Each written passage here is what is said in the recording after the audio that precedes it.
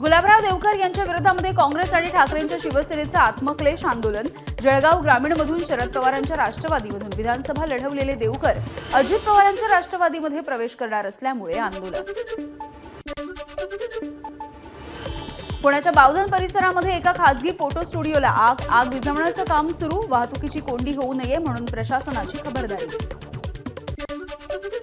भंडाऱ्यामध्ये अवकाळी पावसाच्या सरींना सुरुवात। या पावसामुळे मळणी केलेल्या धान पिकाला फटका बसण्याची शक्यता, तर गहू, चणा, उडीद, मूग, तूर या रब्बी पिकांना मात्र अवकाळीचा फायदा होणार।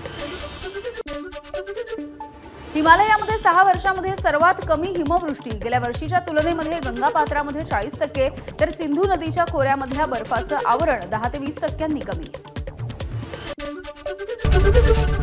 एबीपी माझा, उघडा डोळे बघा नीट।